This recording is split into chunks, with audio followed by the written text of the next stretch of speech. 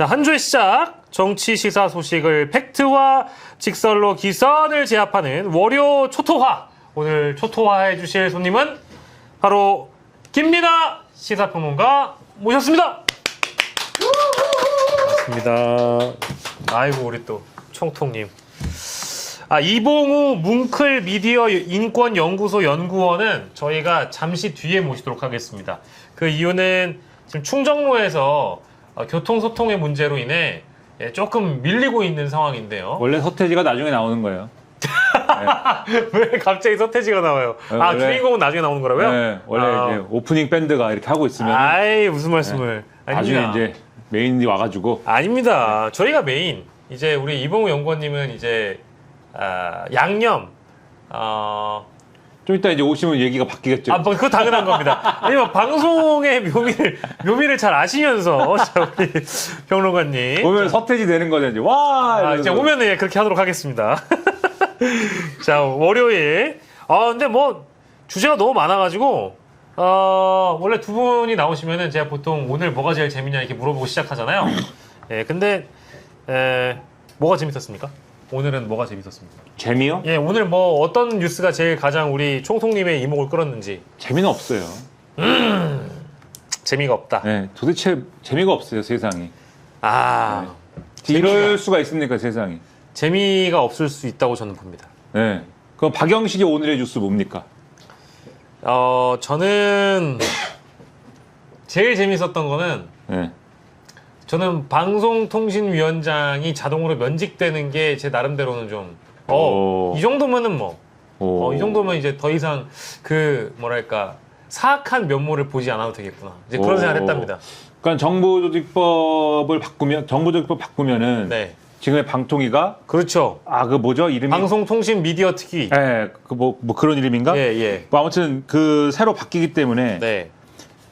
그러니까 하는 역할이 뭐 드라마틱하게 바뀌는 건 아니지만 네. 조직의 이제 조직의 이 실질적인 형태가 바뀌기 때문에 예. 그래서 지금 방송통신위원들과 방송통신위원장은 방송통신위원들이라고 할 건 없으니까 없으니까 하지만은 어떤 형식상 네. 방송통신위원들과 방송통신위원장은 굿바이다. 네. 새롭게 만들어지니까 네. 그런 개념이다 이거죠. 그것이 네. 시원하다. 예. 네. 저는 그게 좋았습니다. 예. 그렇다면 우리 총통님의 가장 눈길이 가는 뉴스, 네.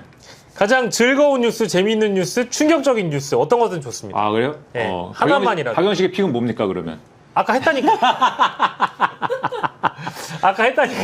네. 그 굉장히 여러 가지가 있죠. 여러 가지. 근데 주로 해외 뉴스가 좀 충격적이죠.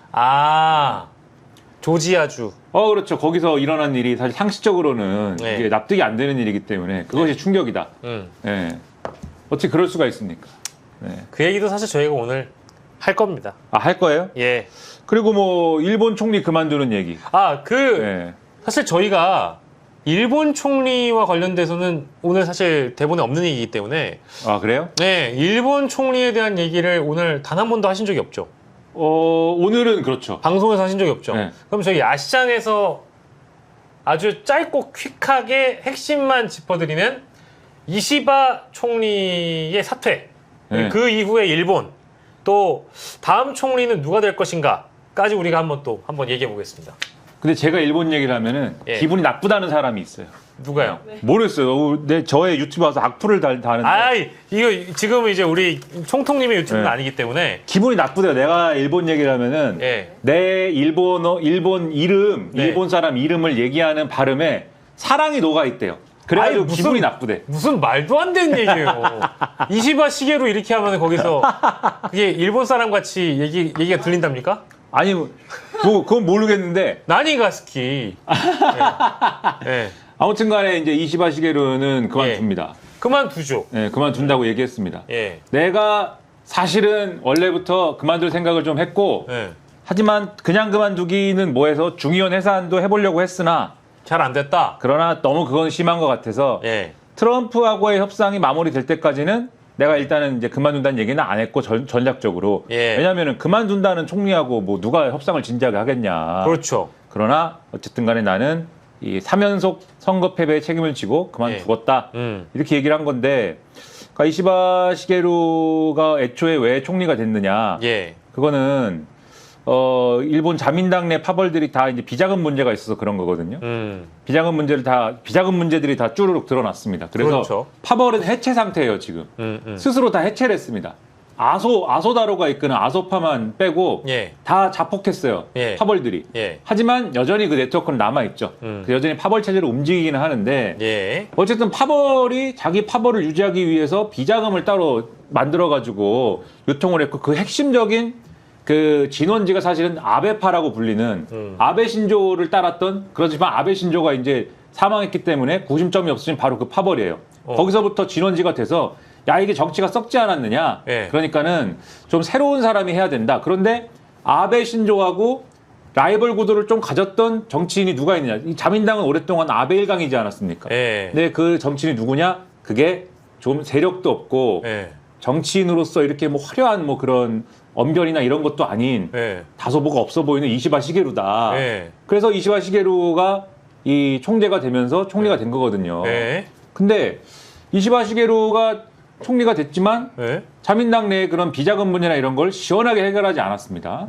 그리고 경제 정책도 예. 아베 신조 때의 그러한 경제 정책을 뭔가 확 뒤집어 가지고 뭔가 하려나 그래서 우려와 이제 기대가 교차를 했었는데 예. 그 미적지근하게 갔습니다. 예. 그리고 쌀값 이런 문제에 대해서 쌀값이 막 굉장히 폭등했잖아요, 예. 일본이. 예. 근데 이시바 시게루는 비주류 정치인이었으니까 저런 것도 좀 시원하게 하지 않을까 했는데 아무것도 안 했어요? 이게 손을 못 썼죠. 왜냐하면 또 이시바 시게루의 그 배경 지지층이 네. 이제 지역표, 네. 지방표기 때문에 농민 기반이 좀 있어요. 아. 그래서 손을 잘 못 대고 네. 자기가 손을 못 대니까 결국 나중에 코너에 몰려가지고는 네. 고이즈미 신지로를 자기가 총재 선거 때 겨뤘던 고이즈미 신지로를 농림수산상을 시켜서 네. 네가 해결해 이래갖고 지금 해결을 일부 네. 그것도 시원하게 해결하진 않았지만 네. 일부 비축미를 풀어가지고 이제 해결을 좀 한 거거든요. 네. 그러니까 이렇게 야금야금 뭘 하니까 네.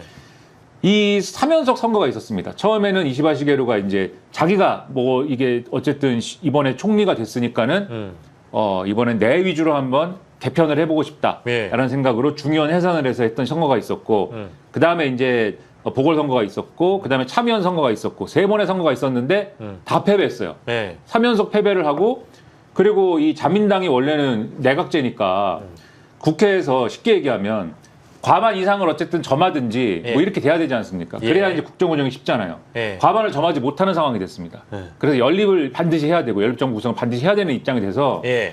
망하지 않았느냐 당이 예. 오히려 이시바 시게루가 해서 예. 이래서 당내에 그렇지 않아도 이시바 시게루 오래 못 갈 걸 이렇게 보던 원래 비자금 문제를 갖고 있던 이 구파벌들이 예. 구파벌 세력들이 쭉 올라와서 이시바 시게루 물러나 예. 요걸 이렇게 연판장 돌리듯이 한 거죠. 근데 이번에 물러나라고 했는데 예.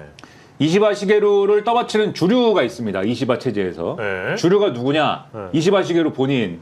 그다음에 스가 요시히데. 예. 스가 요시히데 총리 아시죠? 알죠, 아베 알죠. 신조 후임. 아, 또 저 이재명 대통령 몇 번 만났던 사람이잖아요. 네, 스가 요시히데. 그다음에 이 기시다 후미오. 예, 예. 바로 직전 총리. 네. 그 요 세 축이었는데 예. 기시다 후미오 쪽은 벌써 예전역에 이시바 시게루 물러나야 되지 않아? 요런 분위기로 약간 틀었고 예. 스가 요시히데 쪽이 조금 버티다가 예. 이 이시바 시게루가 그만둔다고 하는 회견 전날에 예.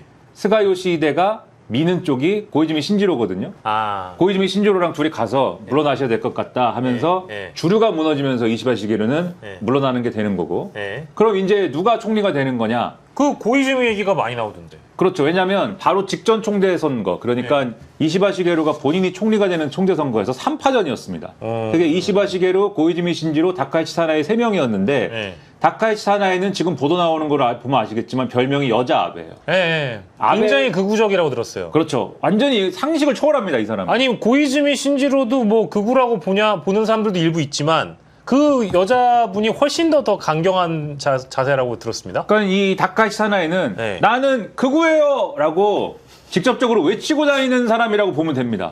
네. 본인을 네. 와타시 극우라고 얘기하고 다녀요? 나는 극우다 이렇게 외치고 다니는 사람이라고 보면 돼요. 예. 그 이 사람을 누가 미느냐? 아베파가 일단 밀고 있고, 아. 그다음에 아소다로.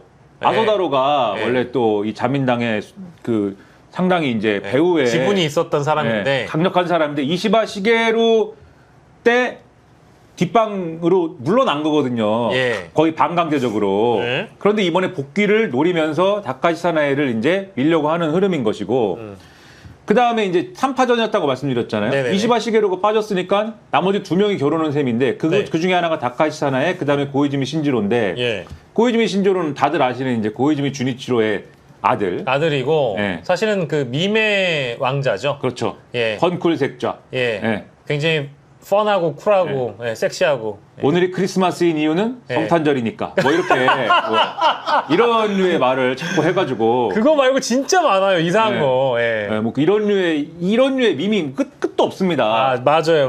예. 근데 이 사람이 그래도 젊고 예. 가끔 뭐 일본 사람들이 보기에 새로운 얘기를 하거든요. 예. 부부 별성을 해야 된다. 뭐 이런 거. 그건 뭐예요? 일본 사람들은 결혼하면은 여성이 남편 성 따라가야 되잖아요. 그렇죠? 근데 성이 바뀌지 않습니까? 미국처럼. 예. 근데 야 그거는 전근대적이다. 예. 그거 그만하자.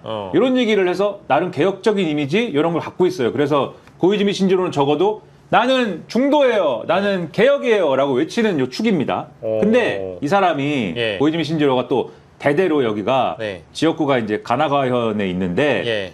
고이즈미 신지로의 지역구는 요코스카. 예. 요코스카가 포함되어 있어요. 요코스카는 보통 어떤 지역이에요? 잘 몰라요. 아, 예. 가본 적도 요코스카입니다. 없고. 네네네. 근데 거기 뭐가 있냐면은 그 군기지가 있어요. 쉽게 얘기하면 자위대의 해군 기지가 있는데 거기에 미군 함이 뭐 이렇게 정박하기도 하고 이렇게 갑니다. 아니, 상징성이 있는 지역이네요. 그렇죠. 그러니까 여기는 네. 군심을 좀 쉽게 얘기하면 외면할 수가 없는 지역구를 갖고 있어요. 그래서 네. 고이즈미 신지로가 이번에 보면은 야스쿠니 신사에 참배를 하잖아요. 예. 이 대신 직함을 가지고. 예. 그러면 총리가 돼서도 참배할 거거든요. 그렇겠죠? 본인의 아버지인 고이즈미 주니치로도 예. 현직 총리인데 예. 야스쿠니 신사에 참배를 몇 번씩 했습니다. 예. 현직 총리가 참배를 보통 안 해요. 예. 자기가 총리 때는 참배 안 하고 무슨 공물이나 보내고 이러고 있다가 예. 총리에서 물러났을 때 보통은 참배를 하거든요. 예. 근데 이 자들은 고이즈미 요 자들은 예. 아마도 참배를 할 것이다. 그러면 최소한 이시바 시게루보다는 퇴행을 확 해버리는 거잖아요. 누가 하든 퇴행이다. 고이즈미 신지로가 하든 다카치 사나에가 하든 한일 관계는 예. 이재명 대통령이 나름대로 잘 해보려고 만들어 놓은 지금 상황이지만 예. 퇴행을 일정 정도 할 것이다. 근데 예. 다카이치 사나에가 되면은 완전히 이제 우르르 무너질 것이고 어디가 무너져요? 일본이? 자민당? 아니 한일 관계를 한일 관계가 와르르 무너진다고요? 잘 만들려고 해놨던 이재명 대통령의 요 어떤 레거시, 예. 그러니까 한일 정상회담을 통해서 만들어 놓은 틀이 다카이치 사나에 가면 우르르 망가집니다. 지금도 뭐라고 하느냐? 우리 일본이 한국을 봐주니까 기어오르는 거 아니냐? 이딴 식으로 얘기를 해요. 미친 사람이네요. 그렇죠. 그러니까 제가 뭐라 그랬어요? 이 사람은 나는 그구나! 야! 이렇게 하고 다니는 사람이에요. 그러니까 이 사람이 되면 완전히 무너지는 것이고, 네. 고이즈미 신지로가 하면은 막 그래도 한 발, 두 발, 세 발 퇴행을 하는데 이 사람은 어쨌든 지금 주류연합에 지금 같이 있는 사람이잖아요. 이시바 시게루랑. 예. 그러니까 이시바 시게루의 우리식으로 얘기하면은 정권 재창출 비슷한 느낌으로 가는 거거든요. 당 예. 내에서는. 예. 꼭 그런 건 아닌데. 예. 그래서 그나마 다행인데, 근데 그나마 다행이라고 하더라도 이건 퇴행은 당연히 야스쿠니 신사에 참배를 할 건데 퇴행은 상당히 이제 우려가 되는 상황이다. 근데 어쨌든 둘 다 다음 총리가 누가 되든지 간에 한일 관계는 어쨌든 대통령께서 쌓아왔던 한일 정상회담 때 보여줬던 모습과는 좀 다른 방향으로 갈 가능성이 높은데 나는 구구다를 외치는 다카이치 사나이 이제 이 사람이 되면은 이게 진짜 이게 한일 관계 쉽지 않을 거다 이제 이런 말씀 주셨지만 그럼 현실적인 가능성 측면에서는 누가 더 유리해요 대기에 고이즈미가 더 유리한가요? 근데 항상 일본 이 자민당 총재 선거가 네. 뚜껑 열어봐야 알거든요. 우리나라 원내대표 뽑는 거랑 비슷해요? 이게 1차 투표는 네. 1차 투표는 이제 우리 식으로 얘기하면 당원 투표로 하는 겁니다. 우리 식으로 얘기하면 예. 당원 투표로 하기 때문에 요건 어느 정도 판세가 나오는데 예. 결선 투표를 의원 반 그다음에 이제 그 지역 대표표 반 뭐 이렇게 할 거예요. 예. 룰이 있어요, 이게. 그러면은 국회의원들이 중의원이 움직이는 게 이게 문제가 되는데 요거는 이제 파벌 구도에 따라서 보통 움직이는데 아까 말씀드렸듯이 파벌들이 자폭을 해버린 상황이잖아요. 그래가지고 예상이 좀 힘들 수 있습니다. 근데 요런 정서는 있어요. 다카이치 사나에가 되는 것은 너무 위험하다. 요런 정서가 있고 자민당 내에 그렇죠. 그런데 또 한편으로는 그런데 그런 정서 때문에 이번에 20화 시계로를 시켜봤는데 안 되지 않냐. 뭐 낫냐 그게. 네. 그리고 특히 자민당을 지지하는 극우적인 지지층은 지금 뭐라 그러냐면 예. 20화 시계로랑 고이즈미 신조로가 나라를 팔아먹었다 분위기예요 지금. 네. 왜 그러는지는 제가 잘 모르겠어요. 무슨 그래요? 생각으로 그런 얘기를 하는지 모르겠는데 네. 그런 반감이 또 있는 것이기 때문에 그런 반감을 또 그런 반감에 편승하고 싶을 거 아니에요. 그러니까는 이게 사실 장담은 어렵다. 근데 어쨌든 이시바 시게루가 사퇴하고 나서 또 한일 관계를 새롭게 고민해야 되는 이재명 대통령의 머릿속이 좀 많이 복잡해진 건 사실인 것 같고, 한국인에게 좀 더 친근한 사람이 누구냐 하면 아마도 이제 고이즈미 신지로가 아닐까 싶어요. 아까 우리가 잠깐 얘기했지만 뭐 밈의 왕자이다 보니까 그렇죠.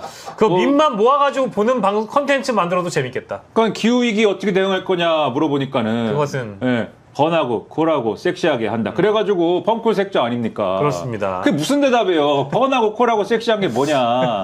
아니 기후변화에 어떻게 대응을 하냐고. 근데 그런 식으로 얘기를 하고, 그러니까 내실이 없거든요, 이 사람이. 뭐 얘기를 하면 내용이 없어요. 내용이 없는데 항상 이미지만 있습니다. 맞아요. 이미지만 갖고 정치를 하는 분이어서 이게 여러모로 쉽지 않다.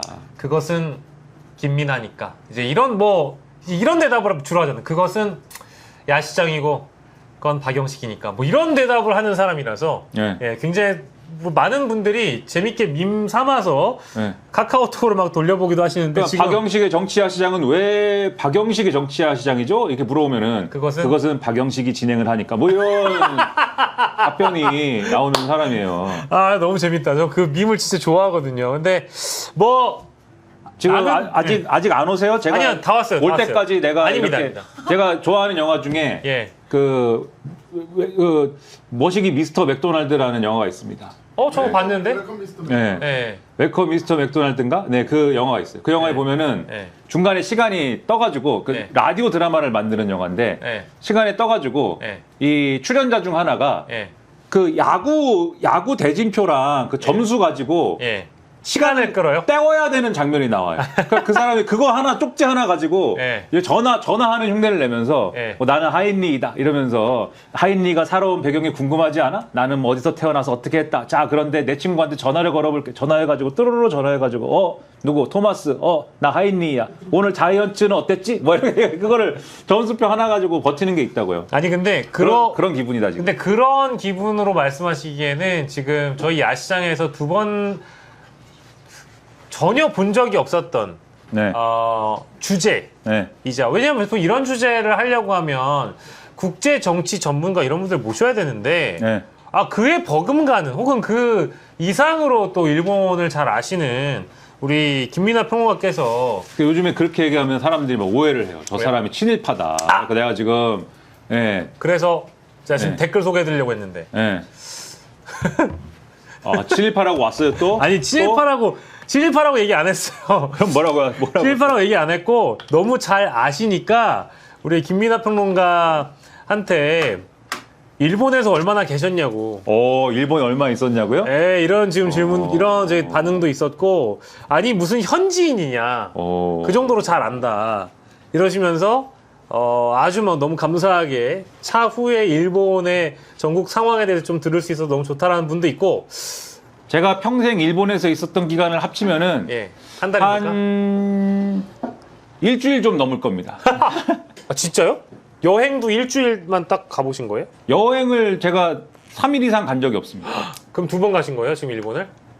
거의 몰라요. 근데 아무튼 저는 그 정도밖에 안 되는 사람입니다. 강8450님, 일본 동포이신가 잘하시네. 이런 말씀 주셨고요. 전혀 아닙니다. 그리고 대한민국 사람. 사갈에 눈 내리는 마을님, 이야기 너무 재밌다. 이토 히로부미를 무찌르자. 그리고 QMFFK님, 요코스카항이 유명합니다라고 얘기하시면서 자위대와 미 해군 7함대가 있는 인구 40만의 항구 도시라는 정보를 또 주셔서 대단히 감사드리고요. 자, 오늘 김환 기자님은 쉬는 날입니다. 여러분들 그래서 오늘 지금 막 이렇게 저희 정치야 시장이 처음으로 일본 이야기로 붐업을 시키는 동안 바로 이봉우 뭉클 미디어 인권연구소 연구원 모셨습니다. 어서 오십시오. 안녕하세요. 처음 뵙습니다. 안녕하십니까. 야, 저희가 정말 어렵게 모셨습니다. 돌아오시는 여기까지 오시는 길이 굉장히 좀 힘들었다고 제가 들었어요. 이게 방송이 이전 방송이 6시 30분에 끝나니까 예, 최대한 빨리 뛰어왔습니다. 그러니까요. 네. 이게 보통 저희 야시장하고 저기 충정로에 위치한 그 회사하고 자주 겹쳐요. 맞습니다. 네, 그래서 다른 요일에 게스트분들도 거기서 이제 벗어나야만 야시장으로 이제 들어올 수 있기 때문에 저희가 상당히 우리 공장장님에 대해서 정말 좋아합니다.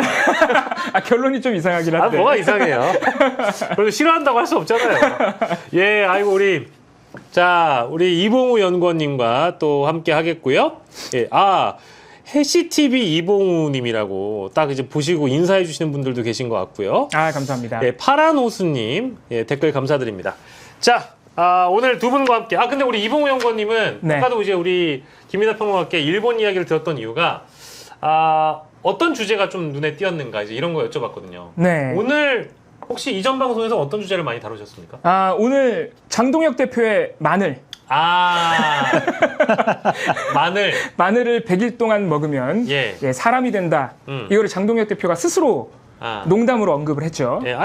세련된 농담일까요? 그렇죠. 화기애애한 분위기를 장동혁 대표가 맞춰줬다. 이 측면에서는 다행스럽다는 분들도 계시고 의외라는 분들도 계시고 이재명 대통령의 정치력이다. 뭐 이렇게 평가도 하시고 그러더라고요. 그러니까 이게 악수를 만약에 둘이 안 하면 이게 가정입니다만 대통령과 회동을 하는데 여야 대표 간에 악수를 안 한다. 말이 안 되죠. 이거는 사실 대통령한테도 사실 좀 부담을 드리는 거고. 그렇죠. 분위기가 어색해지는 거고. 그래서 정청래 대표도 흔쾌하게 악수를 한 거고. 근데 저는 그 비유법이 장동혁 대표의 비유법이 무슨 의미입니까? 왜냐면 이게 정치 평론 뭐 이런 거 하는 사람들이 쉽게 얘기하면 이제 뇌가 절여져 있지 않습니까? 그런 어떤 은유 뭐 비유. 죄송합니다. 좀 부적절해요? 아니요. 제가 좀 약간 그런 거에 많이 몰입돼 있는 사람이라.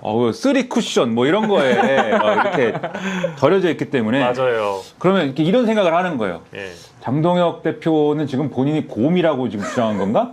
곰인가? 그러면은 호랑이는 누구야? 뭐 이런 생각을 그 분명 곰과 호랑이 얘기인데 이게. 난 거기까지는 가보지 못했지만 또 듣고 보니까 그런 생각도 드네요. 근데 이제 거기까지 생각을 안 했겠죠. 그냥 이제 듣는 사람이 인간이 되었다. 비로소 악수를 해줬기 때문에. 정청래 대표가 사람 취급 안 했는데 그거를 어떻게 보면 좀 웃음으로 맞받아쳤다 이렇게 봐야겠죠. 근데 이게 아무래도 야당 대표이다 보니까 이제 이 세 사람이 만나는 거에 대해서 상당히 또 이제 이 포커스가 맞춰져 있었고 그리고 특히 이제 야당 대표의 발언에 대해서 굉장히 또 언론들이 관심을 많이 가졌습니다. 자, 장동혁 얘기 나온 김에 여야 대표 회동 주요 발언이나 이런 것들을 쭉 이제 보면 전반적으로 분위기는 화기애애했던 것 같고요. 근데 모두 발언을 한 3,000자 분량을 모두 발언을 준비했었대요. 이 장동혁 대표가. 근데 이 3,000자 분량의 모두 발언을 전부 다 읽었을지는 모르겠지만 어쨌든 대통령이 한번 이렇게 더 얘기하셔라. 기회를 더 드릴 테니까. 그런 식으로 배려를 해준 거는 이제 잘한 거죠? 그러니까 이재명 대통령이 이전에도 보면은 그 개그 욕심과 그 능청스러움이 있습니다. 약간 그런 거에 욕심을 많이 내시는 것 같아요. 그래서 사실 이게 그런 거거든요. 언론이 뭐를 많이 조금 얘기를 했냐면 이재명 대통령이 이제 야당 대표 시절에 윤석열의 그 영수회담인지 거기 가가지고 그거 얘기가 많았잖아요.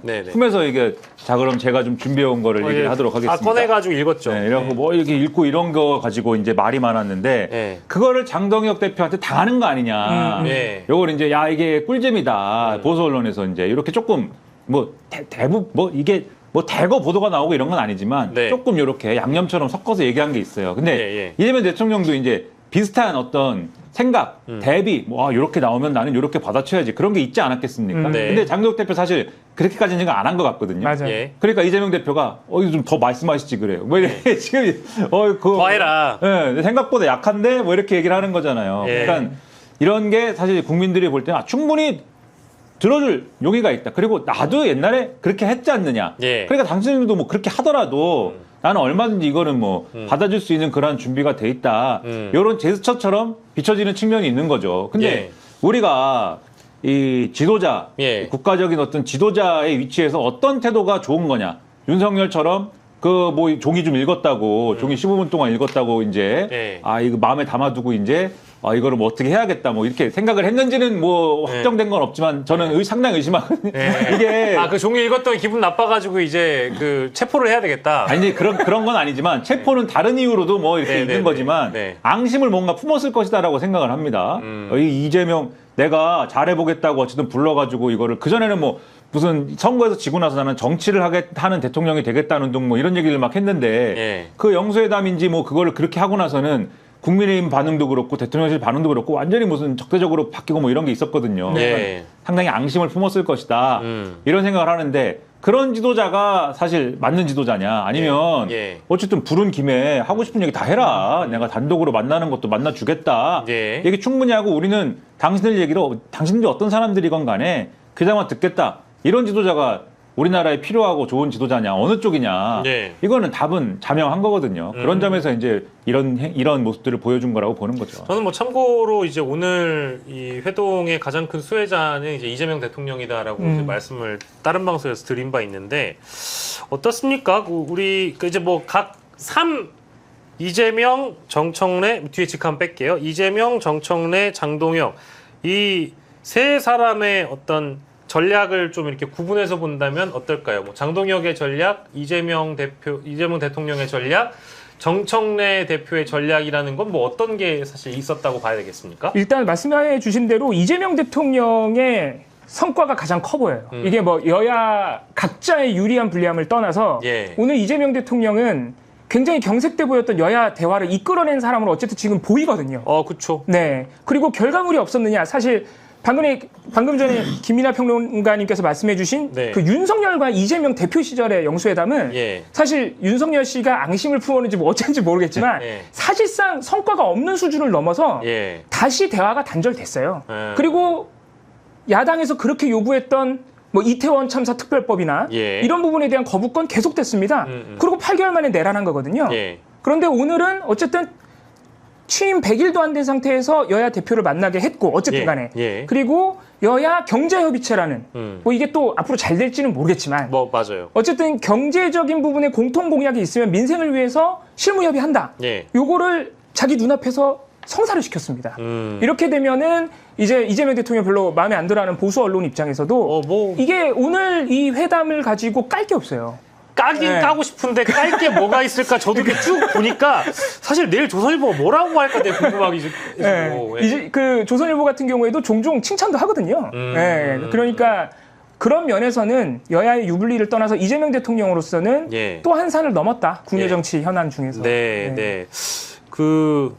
뭐 내일 조간이야 얼추 이제 보수 언론에서 굉장히 좋은 평가가 나올 것 같아요. 잘했다고 할 거예요. 그죠. 잘 됐고 잘했다 이렇게 많이 나올 겁니다. 뭐 앞으로 기대한다라고 얘기를 하면서 아마 장동혁 대표가 요구했던 내란 특별재판부나 특검위원장에 대한 거를 살짝 이제 곁들이면서 칭찬을 해주겠죠. 그 부분에서 아마 대통령은 비난 안 하고 여당 비난은 아마 할 겁니다. 그럼 여당이 이제 이걸 추진하는 건 여당으로 돼 있으니까 대통령은 이렇게 참 야당을 품자고 하고 야당의 얘기를 들어준다고 하는데 민주당은 뭐 법안을 일방적으로 막 밀어붙이고 있지 않느냐, 뭐가 진심이냐, 뭐 이런 식으로 나오기는 하겠지만 어쨌든 이 대화를 한 것 자체에 대해서는 부정적인 평가를 못 한다는 거죠. 근데 여당 비판할 것 같아요. 왜냐하면 분위기 되게 화기애애했는데. 정청래 대표가 시작하자마자 내란 종식해야 된다고 또 내란 우두머리 척결 주요 임무 종사자 척결 부하 뭐죠? 부하 수행관자들 척결 얘기해버렸거든요. 내란 세력 척결 이렇게 얘기를 해버려가지고 그럼 뭐 이제 앞에 상대가 있는 회담이니까 그냥 들으라고 한 얘기겠죠. 그렇죠. 근데 어쨌든 본인은 대통령이 좀 뭐랄까 굿캅을 했으면 일부 좀 배드캅을 하겠다라고 그 자리에서마저도 나왔고 뭐 정청래 대표가 악수를 어쨌든 성공했기 때문에 그러면은 여당 대표인 정 대표는 이제 앞으로 그 야당과의 뭐 소통이라고 얘기하기는 좀 어렵고 소통이라고 얘기할게요. 협치까지는 아니어도 이번에 악수를 했으니까 앞으로 소통의 뭐 넓이를 좀 넓혀간다 이렇게 봐도 되는 겁니까? 어떻게 전망하세요? 그런데 지금 사실 여야 대화가 경색돼 있는 게 결국에는 특검 수사, 김건희 범죄 의혹 수사, 내란 수사하고 지금 국민의힘은 그거를 거부라는 표현도 좀 이상해요.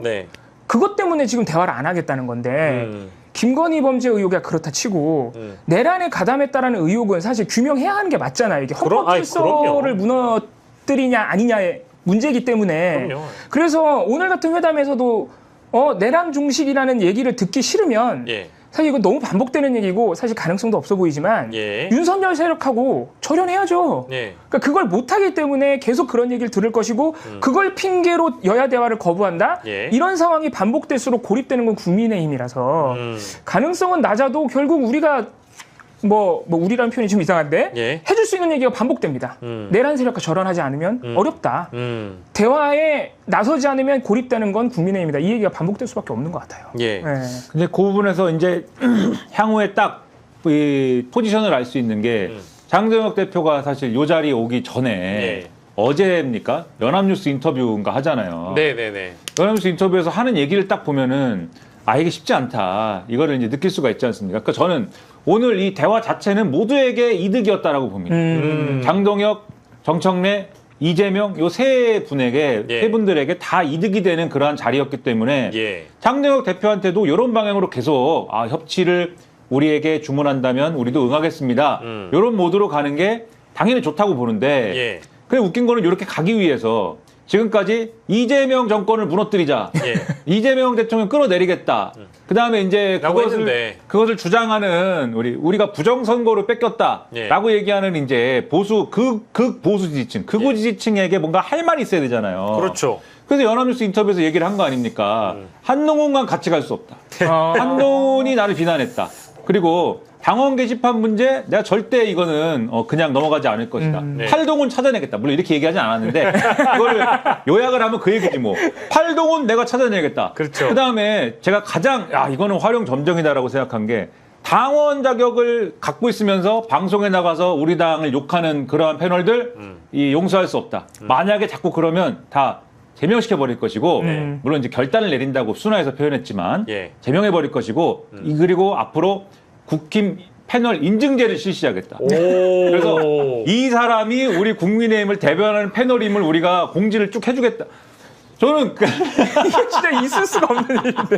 예전에 나는 처음 봅니다 이런 얘기는. 참칭 보수 이거 섭외하지 말라고 윤석열 정부 초반에 왜 이제 우리 몇 분 계시잖아요. 방송에 많이 나오시는 내가 이제 정통 우파고 보수라고 얘기하지만 국민의힘 주류가 인정하지 않는 평론가들을 좀 방송국에 섭외하지 말아달라고 막 그 공식 미디어 기구에서 막 공문 날리고 했던 적이 있는데 맞아요. 그거와 더 심한 요구를 앞으로도 할 가능성이 있다라는 거죠. 장동혁 체제에서는. 근데 장동혁 대표가 그런 인터뷰 왜 했느냐? 아까도 말씀드렸듯이 극우 지지층에서 극우 유튜브나 이런 데서 때릴 사람이 필요하니까. 이재명 왜 만나는 거야?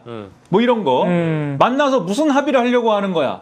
어제까지는 이재명 끌어내리자 이랬던 사람들이 이재명 대통령 만나가지고 속닥속닥 비공개 합의해가지고 저는 좀 살려주세요. 특검 수사에서 빼주세요. 이러는 거 아니야? 뭐 이런 이제 언제나 음모론이지 않습니까? 이분들은 세계를 보는 방식이. 그런 얘기를 막 할 거니까 네. 그걸 사전에 이제 좀 그런 얘기를 못하게 이제 먹거리를 좀 던져주는 거죠. 예. 얘들아 한동훈 내가 처리할 거야. 그러면 한동훈을 드디어 우리가 처리할 수 있다 이러면서 막 흥분하고 뭐 이렇게 갈 거 아닙니까? 근데 요런 구조가 이번에 한 번으로 그치는 구조냐? 아니죠. 앞으로 뭔가 장동혁 체제가 그게 중도든 협치든 뭔가를 하고 뭐 요렇게 나가는 데 있어서는 네. 계속 이거를 같이 갖고 가야 되는 거잖아요. 예. 한 번씩 계속 극우 지지층이 좋아할 만한 거리를 던져주면서 가야 되는 거잖아요. 예. 그러면 이게 아까 이제 말씀하신 내란 세력과의 선긋기, 절연 네. 이렇게 갈 수 있겠느냐? 어렵죠. 예, 어렵다는 거죠. 어렵고 아마 이제 특검에서 또 이제 국민의힘 수사를 따로 들어오거나 국민의힘 의원들에 대한 수사를 또 본격적으로 더 하게 되면 아니 뭐 당대표가 할 수 있는 게 뭐 없잖아요. 또 장외투쟁 하겠다고 하거나 피켓 시위 하거나 야당 탄압하지 말라고 하면 그때는 또 이제 오늘 대통령 만난 거와의 그 어떤 온도는 온데간데 없고 또 이제 투쟁 할 텐데 네. 어느 한쪽을 선택하기가 어려운 지금 상황이 된 것 같고요. 그 정부 조직 개편과 관련돼서는 굉장히 이게 내용이 많긴 한데 그냥 두 분께 핵심적인, 그러니까 두 분이 보는 이것도 그냥 오늘 하루 뭐가 가장 눈에 띄는 뉴스였냐 물어본 것처럼 정부 조직 개편안 중에 나는 이게 가장 주목됐다 하시는 부분이 어떤 부분이 있는지 듣고 싶습니다. 일단 검찰 개혁이야 너무 화제가 되고 있어가지고. 뭐 그렇죠. 네, 그거는 뭐 많은 분들이 이미 뉴스를 많이 접하셨을 것 같고요. 예. 저는 기후환경에너지부로의 개편. 여기에 조금 주목을 해야 될 것 같아요. 이게 절반의 성공 뭐 이렇게 평가가 됩니다.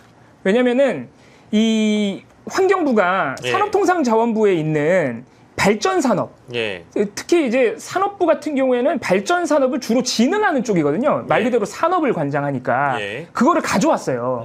근데 다 가져온 게 아니라 원전이랑 산업진흥 부분을 일부 남겨놓고 가져왔습니다. 다 가져오질 못했습니다.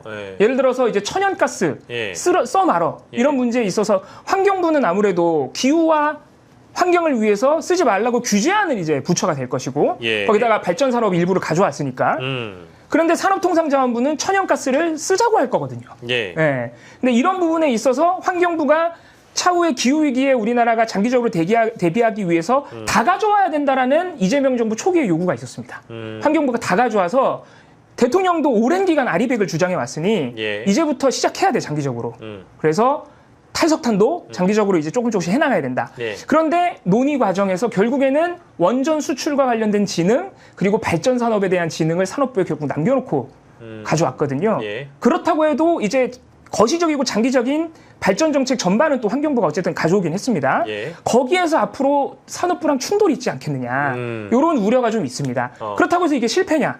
그건 또 아니거든요. 그래서 이런 부분에서 약간의 타협 줄타기란 정부의 이 선택이 어떻게 또 성공을 거둘 수 있을 것인지 또 이제 새로운 과제가 우리한테 남겨져 있는 것이죠. 지금 강릉의 가뭄 오늘도 비가 안 왔다는데. 아이고야. 이게 기후 위기가 사실 이제 우리 피부로 오고 있거든요. 그럼요. 저희 매일같이 느끼고 있는 것이죠.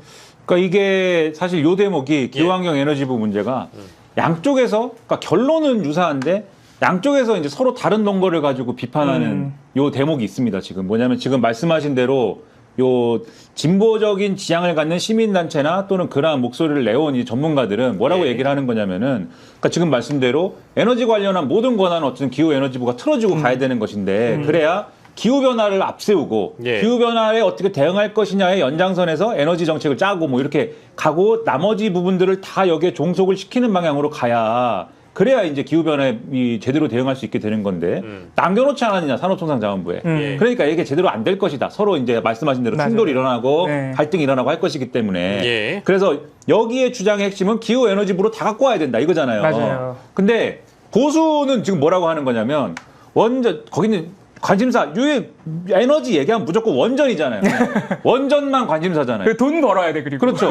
원전으로 이제 벌어먹고 살아야 되는데 원전을 건설을 하고 뭐 국내적으로 건설하고 뭐 이런 거는 기후환경에너지부가 하는데 수출하는 거는 지금 말씀하신 것처럼 산업통상자원부가 한다.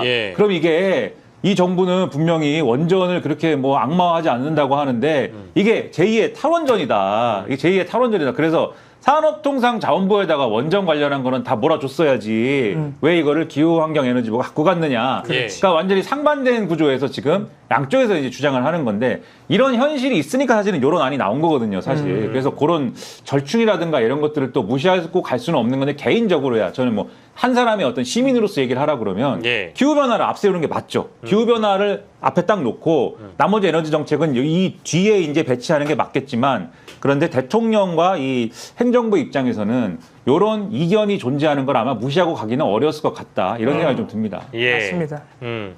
뭐 그리고 앞에 저희가 얘기하긴 했습니다만은 방송미디어통신위원회가 되면서 이진숙 현 위원장은 이제 자동으로 면직이 되는 거고 이게 이제 정확하게 지금 바로 면직되고 이런 거는 아니죠. 시간이 좀 걸리는 그렇습니다. 거죠. 법 통과되고 일단 방송미디어통신위원회가 이게 새로운 부처로 신설이 돼야 되니까. 그런데 검찰청 없애는 것처럼 1년 유예기간 주는 건 아니고요. 법 통과되고 바로 부처 만들어지면은 자동 면직입니다. 그 이진숙 위원장이 이런 입장을 냈대요. 법대로 되지 않을 때 법을 바꾸는 건 독재다. 법대로 되지 않을 때 법대로 되지 않을 때 법을 바꾸는 건 독재다. 이진숙 축출을 위한 원대한 계획이 완성됐다. 이렇게 이제 본인 SNS에 올렸다는데 딱히 평가할 가치가 있나요? 본인의 이제 몸값을 좀 이렇게 막 올리는 거죠. 그래서 나 한 사람 내보내자고 이 정권이 독재라는 그러한 오명을 뒤집어 쓰면서까지 법을 바꿔서 나를 몰아낼 정도로 내가 그 정도로 무섭니? 라고 하면서 그 정도의 투쟁을 벌인 사람 대구시장으로 뽑아주십시오. 이렇게 이제 가는 요런 이제 요 행보인 것 같고 근데 이제 뭐 언론 개혁과 관련해서는 쟁점이 여러 가지가 있을 수가 있지만 이진숙 한 사람을 몰아내기 위해서 하는 뭐 논의겠습니까 그게. 네. 사실 이진숙이 문제가 아니고 예. 언론 개혁의 전체적인 틀을 어떻게 가져가느냐가 핵심인 것이지. 그래서 예. 이것은 뭐 당연히 의도가 있어서 하는 말이지만 네. 우리가 이제 평가를 하자면 약간 이제 과대망상적인 얘기다. 예. 의도가 있어서 하는 얘기죠. 근데 그리고 뭐 대구시장이고 뭐고 하고 싶다고 그러면 사실은 이 어떤 방통위원장으로 남아있는 기간 동안 더 이재명 대통령과 이재명 정부에게 두드려 맞는 그 어떤 피해자 코스프레가 좀 가능해야 되는데 지금 이미 이제 자동 면직 기사 나오고 그 이후에 사실 배틀할 수 있을 만한 뭔가 싸우고 갈등을 일으키고 자기가 막 갈등을 조장시킬 만한 그런 이벤트가 좀 있어야 되잖아요. 근데 뭐 국무회의도 못 들어가. 뭐 할 수 있는 게 없는데 대구시장으로 바로 직행하기는 어려워 보인다. 예. 어쨌든 그 지지층 안에서는 이진숙 위원장이 좀 응원을 받나 봐요. 그래요? 지금 방송통신위원회 청사 앞에 이진숙을 응원하는 화환들이 와 있더라고요. 전한길 씨가 아주 훌륭한 일 하셨네요. 그러니까 지금 김민하 평론가님 말씀하신 대로 지금 자기네들 그러니까 국민의힘 지지 세력 또는 극우 내란 세력 안에서의 어떤 그 선거운동 비슷한 것을 한다고 봐야 되는데 사실 주목은 그렇게 크게 못 받는 것 같고 이게 오해하실까봐 말씀드리는데 그냥 언뜻 보기에는 정말 이진숙 위원장 면직시키려고 부처 바꾸는 거야 이렇게 보일 수 있거든요. 이게 이 방송 미디어 환경에 대한 정책에 대한 관심이 누가 그렇게 많은 관심을 가지겠습니까? 그래서 이거를 말씀을 드리자면 방송통신위원회 이명박 정부에서 만들었거든요. 그런데 만들었을 때부터 말이 많았어요. 만들었을 때부터. 이거 너무 어떤 거는 과기정통부에 갖다 놓고 막 이게 방송통신위원회가 제대로 관련 정책을 주무부서가 맞느냐.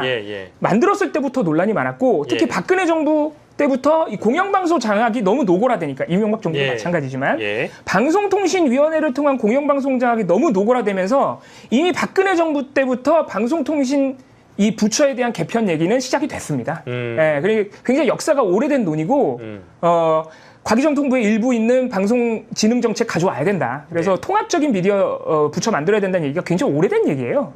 그렇기 때문에 이거를 이진숙 축출을 위한 조직 개편이라고 보는 것은 사실 말이 안 된다. 물론 뭐 이진숙 위원장을 보고 싶지 않아 하는 분들도 뭐 많이 있기 때문에 이런 조직 개편으로 인해서 자동 면직이 된다는 걸 굉장히 좀 반가워하는 뭐 그런 분들도 있을 수 있죠. 그래서 그건 그것대로 뭐 존중하고요. 다만 꼭 이진숙 위원장을 이렇게 막 이렇게 쫓아내기 위해서 대통령과 정부 부처가 다 동원돼가지고 이걸 이렇게 조직을 개편할 때 딱 미디어 위원회 이렇게 만든다고 해가지고 그런 목적을 둔 건 아니라는 말씀을 지금 해주신 거고요. 많은 분들이 이진숙과 관련돼서는 의견을 주시는데 그 SNS에 쓴 글에 대해서 반응을 좀 보여주시는 것 같습니다. 그리고 뭐 어쨌든 정부 조직 개편 중에 가장 큰 관심이었던 거는 뭐 중수청이 어디로 가느냐에 대한 문제도 있었잖아요. 행안부 산하로 이제 가는 것이고, 근데 이 행안부 산하로 가고 나서 그 검찰총장 직무대행이 된 입장이 약간 좀 뭐랄까 좀 제가 생각하기에는 뭐 검찰청의 이름이 바뀌는 개명에 대한 불만이 좀 일부 섞여 있는 것 같은데 뭐 이런 얘기를 할 처지는 아니잖아요. 그러니까 이 지난번에도 이분이 노만석 씨입니까? 노만석입니다. 노만석. 만석이 아니네. 약간 뭐 문제가 있네요. 어이 참. 근데 이제 이분이 또 보안 수사는 이제 검찰의 의무이다. 뭐 이런 식의 얘기를 해가지고 이제 또 여러 가지 이제 평가들이 있지 않았습니까? 그러다 보니까 그때 욕을 먹다 보니까 오늘은 약간 검찰이 잘못해서 이렇게까지 된 거고 그렇게 죄송합니다. 요배시지가 들어가 있긴 하지만은 또 하나의 쟁점을 건드린 거거든요. 그 공소청으로 이름을 바꿔가지고 정보조직법에 반영을 하는 것이 과연 이것이 위헌적인 것이냐 여부. 그 요거는 법 쪽이 제가 이제 법 전문가는 아니니까 법 전문가는 아니니까 어떤 법 전문가는 그런 주장을 합니다. 그러면 요건 결국 뭘 할 거냐? 국민의힘이나 이쪽에서는 뭐 그 위헌법률 심판청 뭐 이런 거 하겠죠. 아마 그렇게 갈 건데 거기서 어떤 결론이 나는지는 뭐 만약에 간다고 하면 어떤 결론이 나는지는 뭐 거기서 결과를 보면 될 것인데 중요한 거는 어쨌든 이거는 쟁점이 있는 얘기란 말이에요. 그게 보안수사권 문제도 그렇고 이게 과연 헌법 위반 위헌적인 거냐 아니냐 이것도 쟁점이 돼 있는 문제인데 검찰이 여기 끼어들어가지고 얘기를 하면 그러면 검찰이 원하는 거는 보안 사건 주는 거고 검찰 그 남아 있는 검찰이든 공소청이든 뭐 어느 기관이든 간에 예. 보안 사건 주는 거고 그다음에 이 문제와 관련해서 얘기를 하면은 이 기관의 이름을 유지해야 된다는 거지 않습니까? 그죠? 예. 검찰청으로. 예. 근데 검찰의 수장이나 다름없는 수장을 대행하고 있는 사람이 이렇게 얘기를 하면 논의 구조가 예. 아 이게 또 검찰이 저렇게 얘기를 하는 걸 보니까 뭐가 있네. 그러면서 그쪽으로 오히려 그쪽에 해당하는 쟁점들은 오히려 밀어넣게 되잖아요. 이거 검찰 얘기니까 들을 필요가 없구만. 예. 그러니까 생산적인 논의가 오히려 안 된단 말이에요. 가만히 있는 게 오히려 이 생산적인 논의를 도와주는 건데 왜 끼어들어가지고 이 할 말 못하면 구분 못하고 뭘 잘했다고 끼어들어가지고 이런 얘기해서 복잡하게 만듭니까? 결론이 그거군요. 아무 말도 안 하고 있는 게 제일 나은데. 그러니까 본인들 입장에서도 그냥 가만히 있으면 중간은 갈 거 아니에요. 근데 왜 말을 해가지고 왜 그 자기들이 원하는 바도 이제 못 이루는 상황을 스스로 만들죠? 아니 근데 저도 사실은 그 검찰 총장 직무대행이 된 입장에 대해서 좀 불쾌함을 느꼈고 이런 말할 처지가 아니라는 거는 지난주에 있었던 이 검찰개혁 입법 청문회에서 보여줬던 수사관들의 모습을 대다수의 국민들이 야 그거 어떻게 받아들였겠습니까? 비읍 시옷 저희가 금요일에도 방송을 했던 내용인데 그래서인지 주말에 이제 이재명 대통령이 직접 김건희 특검이나 상설 특검이나 별도의 수사를 검토하는 게 맞지 않냐라고 이제 법무부 장관한테 지시를 한 거잖아요. 네. 근데 이건 굉장히 타당한 지적인 것 같아요. 네, 오늘 그래서 정성호 법무부 장관 또 반응이 나왔죠? 그거 김건희 특검에서 하는 게 좋을 것 같아. 라고 정성호 장관이 또 입장을 냈어요. 예. 김건희 특검이 가져가야 될 것 같아요. 근데 이게 사실은 검사나 수사관의 증거인멸이잖아요. 혐의가. 혐의로 되면. 그러니까 이게 김건희 특검 입장에서는 좀 헷갈릴 수는 있어요. 이게 김건희 특검 사건이 맞아? 검사의 어쨌든 증거인멸 사건이니까. 그래서 좀 헷갈릴 수는 있는데 그냥 정성호 법무부 장관이 특검이 가져가는 게 맞다라고 어떻게 보면은 좀 선을 그어줬고 또 지금 뭐 많은 국민들이나 여권에서도 지배적인 의견은 김건희 특검이 해야 된다는 의견이라서 김건희 특검으로 가는 수순이 아닐까 싶습니다. 제 개인적으로는. 그러니까 요게 사실 말씀하신 것처럼 요 사건의 본질은 말씀하신 것처럼 검찰의 증거인멸 우려거든요. 근데 요게 속해 있는 큰 사건의 줄기는 이 돈이 건진 항아리에서 나온 거 아닙니까? 항아리 도대체 뭔 항아리, 뭐예요? 돈이 거기서 막 생성되는 항아리입니까? 요술 항아리인가? 그런 무속은 좋은데, 저도. 관봉권이 막 생성되는 항아리입니까? 한국은행으로 마법으로 직통이 연결되어 있나? 도깨비 방망이도 아니고. 그러니까 거기서 나온 것이기 때문에 결국 이거는 이제 건진 사안이고, 그러면 건진 사안으로 본다면, 그러면 요거는 김건희 특검이 하는 게 맞겠다. 가는 거죠. 그리고 이게 이제 특검 사안이냐라는 얘기도 있을 수 있지만 검찰이 스스로 해결할 수 없는 문제임이 드러난 것이지 않습니까? 그러니까 수사기관이 지금 존재하는 수사기관이 스스로 해결 못하는 사안이라는 게 드러났기 때문에 요거를 봐도 특검 사안이다. 그냥 어떤 기준으로 보든 간에 특검 사안이라고 본다면 그건 김건희 특검이다. 이런 결론으로 갈 수밖에 없는 거죠. 지금 이제 저희가 띠지 분실 사건과 관련된 검찰개혁 특별 청문회에서 지난주에 있었던 이야기를 하다가 이제 검찰청장 직무대행이 스스로 그런 일이 있었는데도 불구하고 여전히 입만 살아있는 건 국민들이 보시기에 굉장히 불편하고 불쾌한 일이다. 여기까지 왔는데요. 오늘 JTBC가 지금 이 시각 단독 보도를 한 걸 보니까요. 이런 내용이 나옵니다. 두 분은 갑자기 분주해졌어요. 단독 보도가 나왔습니다. 자, 특검이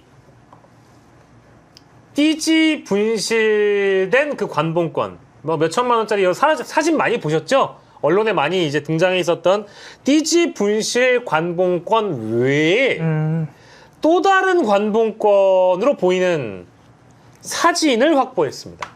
그러니까 통일교 측이 또 건진법사 쪽에 보낸 걸로 이제 의심이 될 만한 또 다른 관봉권 사진이고요.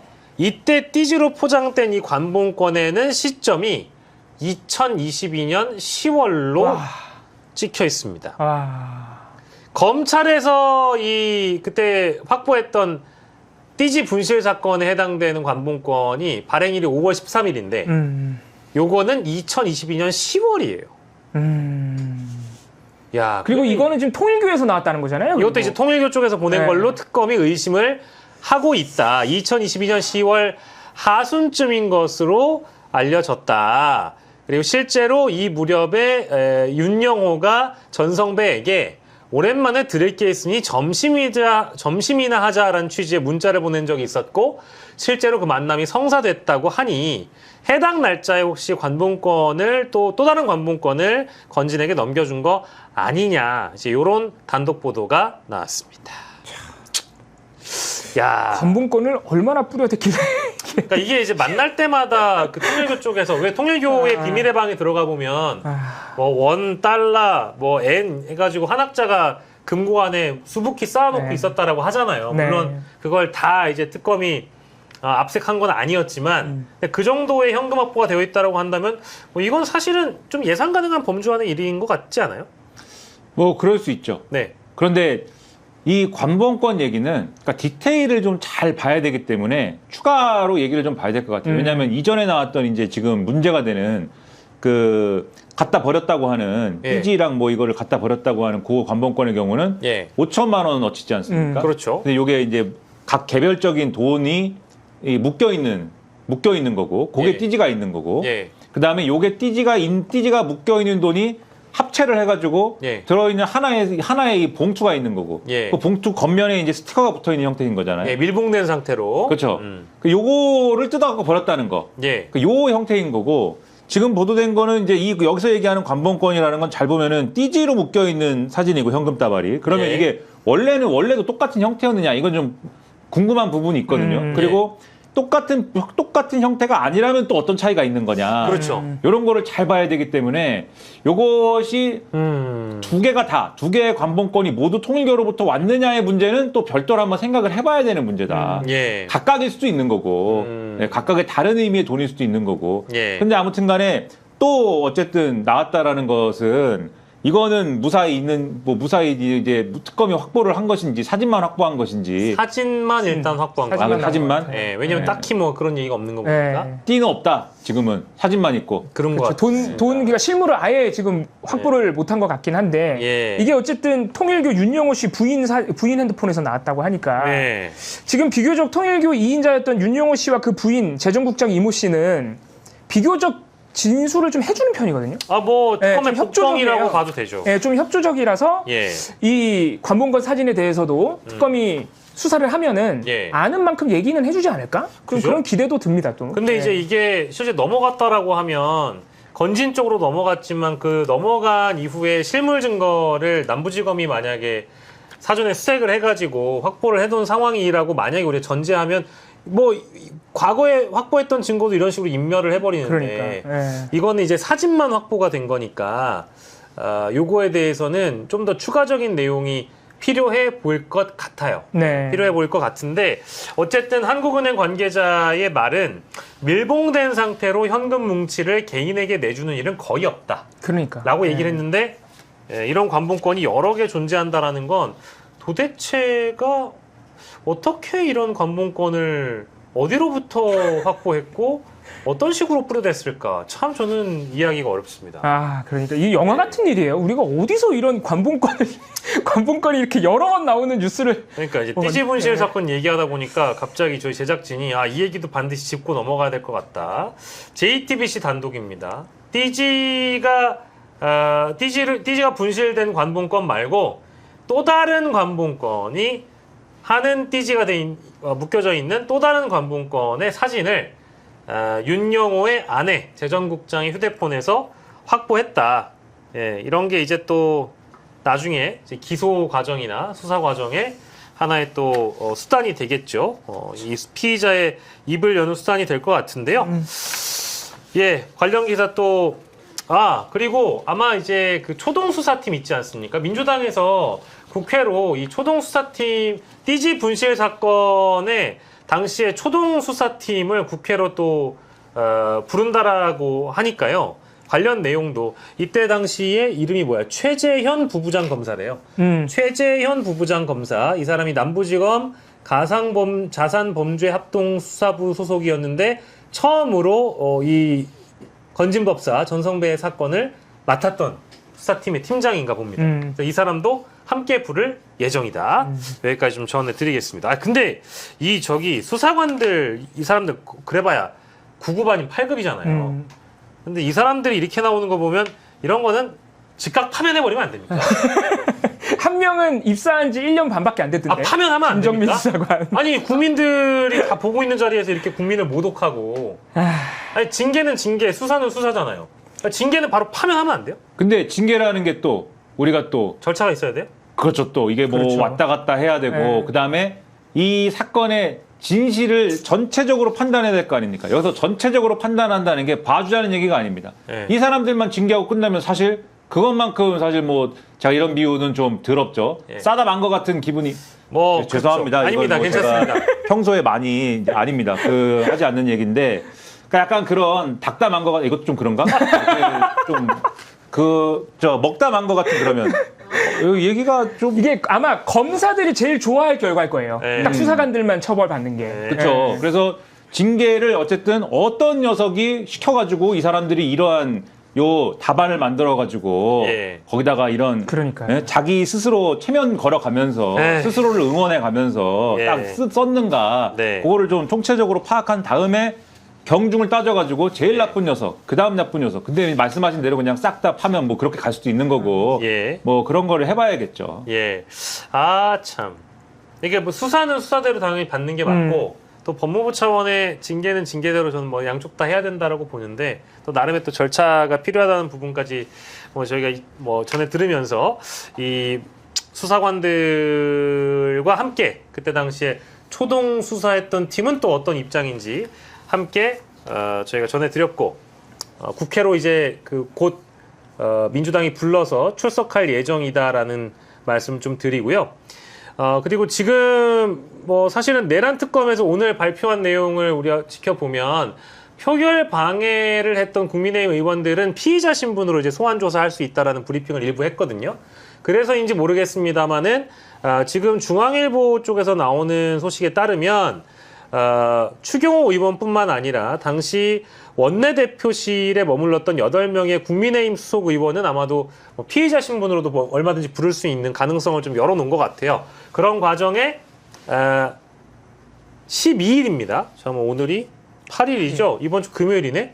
맞나? 네, 맞습니다. 이번 주 금요일에는 김용태, 김용태 전 비대위원장, 그날 원내대표실에 있다가 김용태는 또 표결을 하러 갔대요. 그래서 김용태 전 비대위원장, 김용태 의원에게 그 참고인 조사를 다시 요청을 했다라는 보도까지 좀 전해드리겠습니다. 그리고 원내대표실에는 8명인데 다 기억하시는?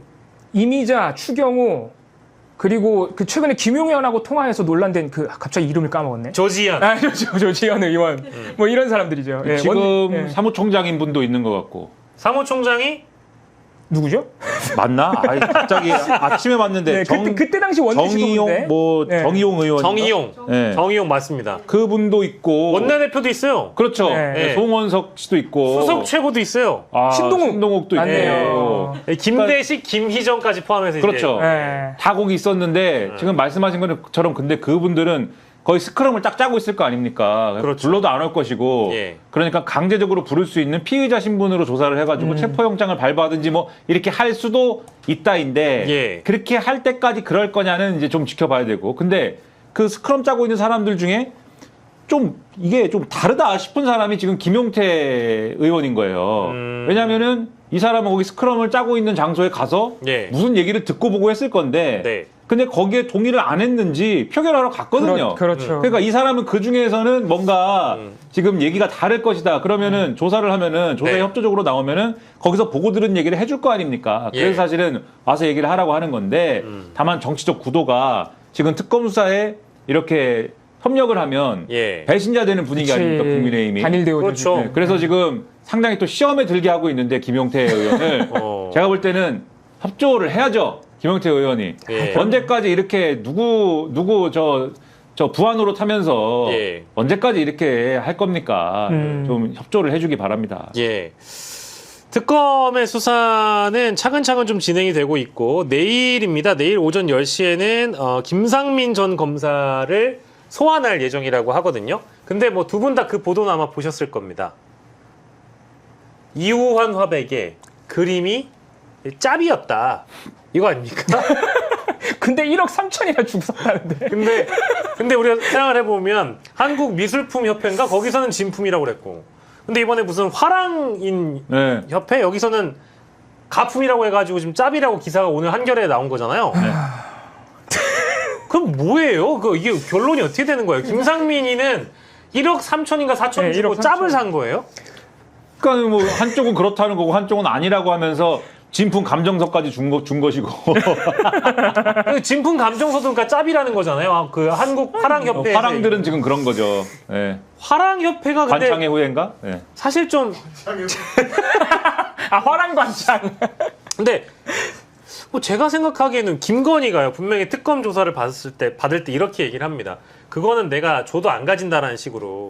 이 이우한 화백의 그림은 예. 가품이 많아가지고 내가 안 삽니다. 내가 샀을 리가 없습니다. 이렇게 얘기를 하고, 그리고 가품 같다라는 식으로 얘기했었거든요. 그리고 요 김건희 진술이 요거고, 예. 잘 보시면 예. 김상민 진술이 뭐냐? 예. 내가 김진우로부터 네. 김진우가 사오라고 그래서 예. 빵 셔틀이다. 돈을 받아가지고 그림을 사가지고 예. 김진우를 준 것이다. 이렇게 예. 얘기를 하고, 김진우도 내가 김상민 빵 셔틀 시켰다. 네. 돈을 주고 그림을 사오라고 한 다음에 그래서 그림을 사와가지고 나한테 줘서 네. 내가 집에 갖고 있다가 장모 집에 갖다 놓은 것이다. 예. 이렇게 얘기를 하고 있어요. 그러면 요 세 명의 진술은 사실 맞는 겁니다. 지금 서로. 그러네요. 서로 맞춘 거예요. 이거 진술을. 맞췄죠. 예. 근데 여기에다가 이게 뭐 가품이었다까지 나오면은 조금 더 이제 이게 그럴듯해지지만 예. 근데 가품이든 진품이든 그게 그렇게 중요하진 않은 것 같고 맞아요. 예. 1억 몇천을 주고 사서 어쨌든 그 인식이 가품이었는지 진품이었는지 진품이라고 믿으니까 1억 몇천은 산 거 아닙니까 그림을 네. 사서 그 나는 1억 몇천을 줘야 되겠다라고 마음을 먹은 김상민의 그 인식이 중요한 거죠. 그러면은 다 말이 맞춰져 있다라는 우리가 전제를 보면 혹시 진품은 어딘가에 따로 있다라는 얘기로도 우리가 연결 지을 수 있나요? 어떻습니까? 상상의 나래를 펼치면 뭐 그럴 가능성도 있겠죠. 그럼 명탐정 박영식이 한번 출동을 해가지고. 야, 근데 김상민 전 검사는 이게 처음에 이 그림이 경무에 처음에 등장했을 때는 220만 원이었대요. 그 다음에 화랑에 팔려갈 때 3천만 원. 네. 그러면서 김상민 검사가 2023년에 살 때는 1억 3천까지 갔다는 건데. 인사동에서 살 때는 그랬다는 네. 거죠. 네. 어마어마한 사기를 당한 건데 이게 정말 가품이라면. 예. 그러니까 가품, 진품 여부가 사실 별로 중요하지 않고 이 사람은 목적이 다른 데 있다고밖에 우리가 의심할 수밖에 없는 거예요. 그게 공천 청탁이 됐든 인사 청탁이 됐든 예. 목적이 다른 데 있기 때문에 이걸 사는 게 일단 급한 일인 거죠. 그래서 우리가 그 김진우 씨나 그 김건희 일가의 말을 고지고대로 믿기는 당연히 어렵다. 예. 그리고 시기적으로도 2023년에 김상민 검사 때려치고 본격적으로 총선 출마하려고 준비하지 않습니까? 그렇죠. 출판 기념회 다니고. 예. 그 시점에 이 그림이 갔다는 거 아닙니까? 그러면은 어쨌든 김건희는 김상민으로부터 받았던 그림에 대한 대가로 그런 여러 청탁들을 들어주려고 했던 것은 어쨌든 사실인 거고. 그렇게 의심이 되죠. 의심이 되는 예. 거고 어쨌든 짭이든 아니든 간에 뭔가를 받았던 건 사실이라고 우리가 규정해야 되는 거 아니냐. 네. 이 말씀이신 거고. 그러니까 그림이라는 이 물건의 성격보다는 1억 3천이라는 돈의 액수에 좀 주목을 해야겠다. 야, 근데 그게 그 맨 처음에 특검에서 요청했다라는 한국미술협회인가? 고미술협회였나? 아무튼 이름이 네, 맞아요. 잘 기억이 예. 안 나지만 거기는 또 왜 진품이라고 이거를 얘기를 했는지. 그러니까 이게 이제 그냥 갑자기. 이상한 진실 공방이 됐는데. 그러니 그 사람들이 사실 보고 뭐 어떻게 알겠습니까? 사실 제가 좀 너무 무시하는 거일 수 있는데 그림 딱 보고 이게 그림 이거 진품이야. 어떻게 알아요?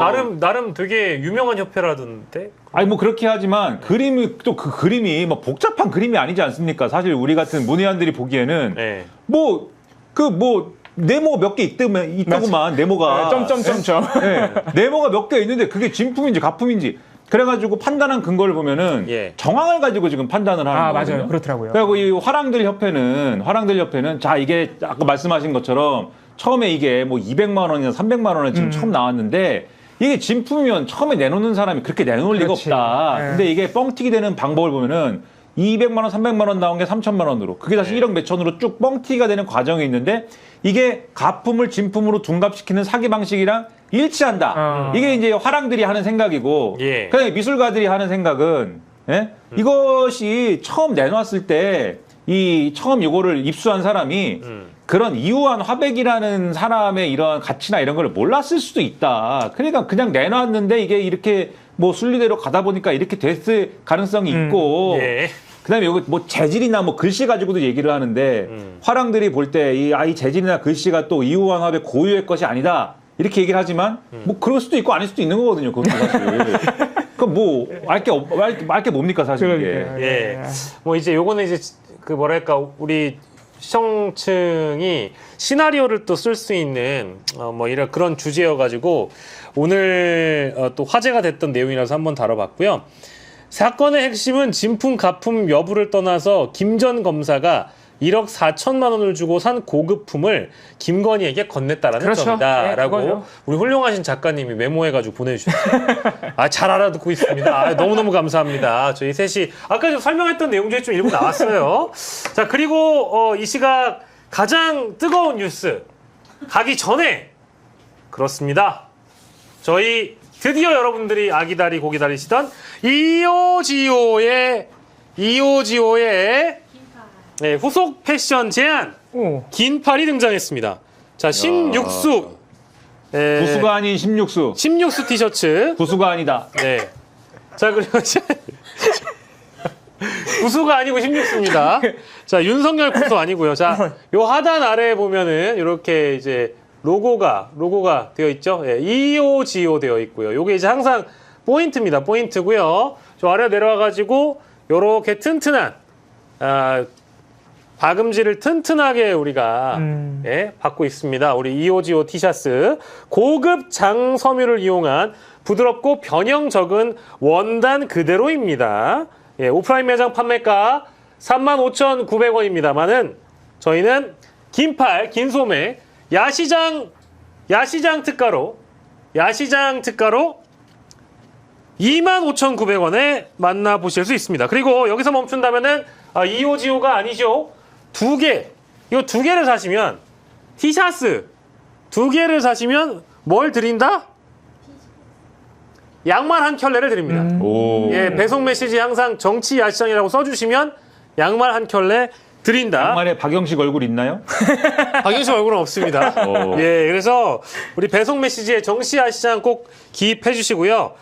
설명글은 상단 링크에 들어가 있습니다. 그리고 아마 반소매 때하고 색깔이 다른 제품이 요거 두 개야. 요거 두 개가 색깔이 다른 제품이거든요. 그래서 혹시 여러분들 요런 색깔, 요게 이제 약간 카키색이라고 봐야 되나? 짙은 카키고 요게 이제 하늘색입니다. 여러분들이 많이 사랑해 주시면 감사하겠어요. 결정은 지금 하시면 됩니다. 결정은 지금 하시면 되겠습니다. 자, EOGO 저희 덕에 반소매 완판을 했다가 이제 9월 8일 오늘부터니까 오늘 다 들어왔죠? 다 입고 됐습니다. 반소매도. 지금 세관의 통관이 또 여러분 EOGO가 국내 마약 수사가 굉장히 또 아주 디테일하게 마약 수사가 이제 항만에 들어가면서 아니 심지어 빨리빨리 이제 저기 뭐야 도소매 하신 분들이 제품 받아가지고 팔아야 될 거 아니에요. 근데 지금 항만에 아직 묶여 있답니다. 국내 마약 수사가 EOGO한테 영향을 줬습니다. 왜냐? 이 티셔츠가 마약이에요. 마약 티셔츠입니다, 이게. 제발. 한 번 입으면은 그래요? 한 번 입으면 그게 금지어구나. 하면 안 되는구나. 그거 하면 노딱부터. 하면 안 되는구나. 나도 하면 해보고 안 돼. 깜짝 놀랐다. 네. 하면 안 돼. 보약인데 보약이 아니라 하얀 가루. 하면 죄송합니다. 안 돼. 죄송합니다. 예.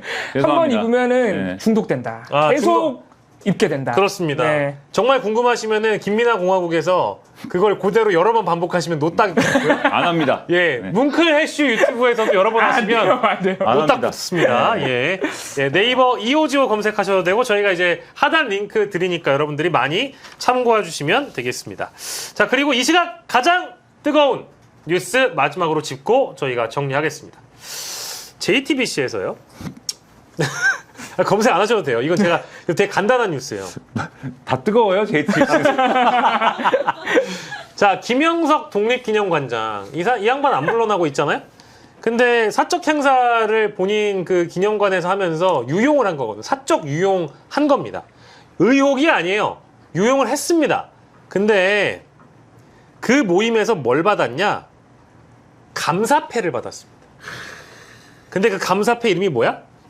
올바른 역사관을 위해 김영석 목사, 김영석 관장이 헌신을 했다라는 게 감사패 전달의 이유였습니다. 이걸 이제 JTBC가 단독 보도를 했고요. 또 MBC에서 아주 논란이 될 만한 보도를 또 했는데요. 저는 이게 제일 열받습니다. 김영석 관장이 지난해 극우의 심벌이 돼버린 손현보 세계로교회 목사를 찾아가서 독립기념관 방문을 요청한 사실이 뒤늦게 확인이 됐습니다.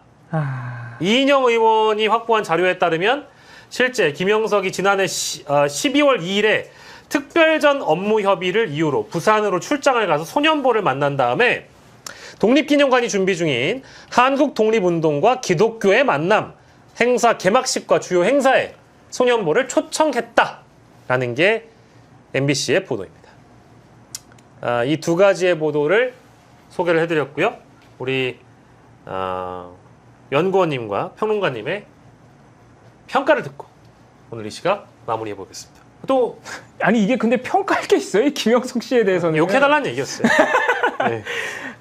이거 참 그러니까 민주 절차가 이럴 때는 답답하죠. 열받죠. 네, 법과 절차를 지켜서 해임이 돼야 되기 때문에 네. 지금 일단은 보훈부에서 감찰하고 있거든요. 네.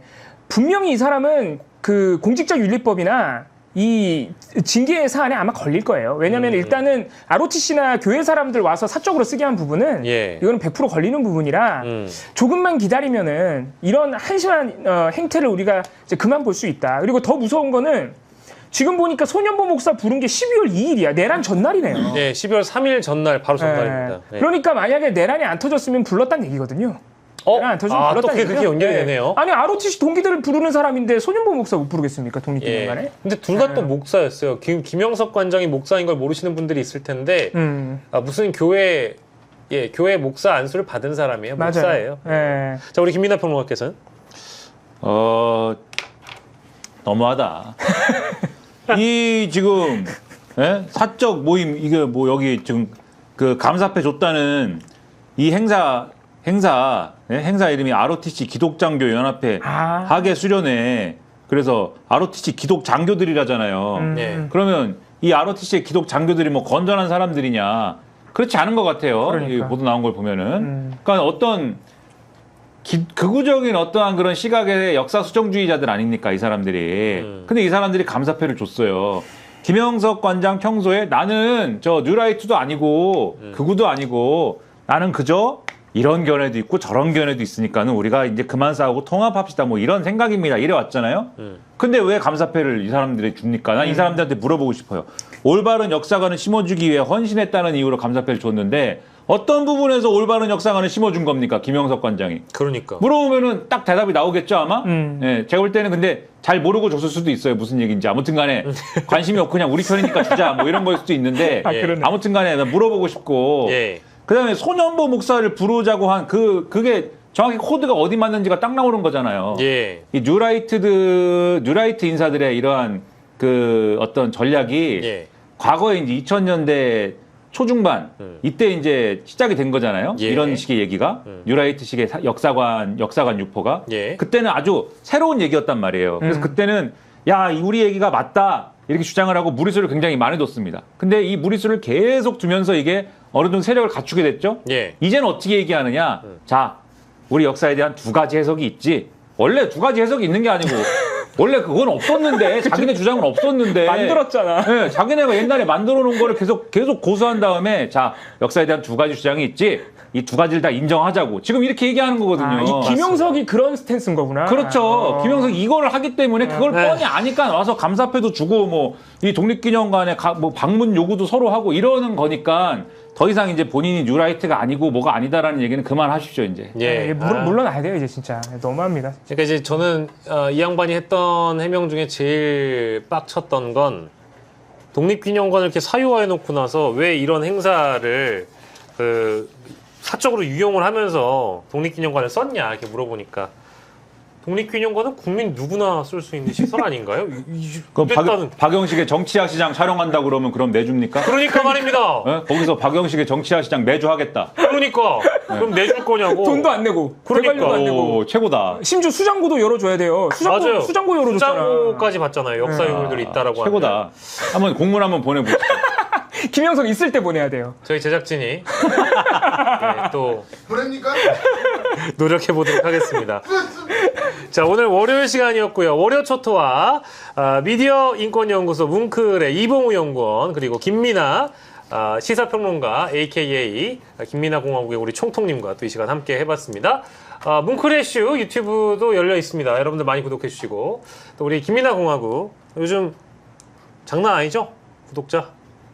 전 항상 장난 아닙니다. 전 항상 진지합니다. 왜 그러시죠? 예, 알겠습니다. 이 시간 이렇게 마무리하고 여러분들 끝까지 시청해주셔서 너무너무 감사드리고요. 이호지오 협찬 정치 야시장이었습니다. 저희는 내일 6시 50분에 다시 돌아오겠습니다. 고맙습니다. 감사합니다.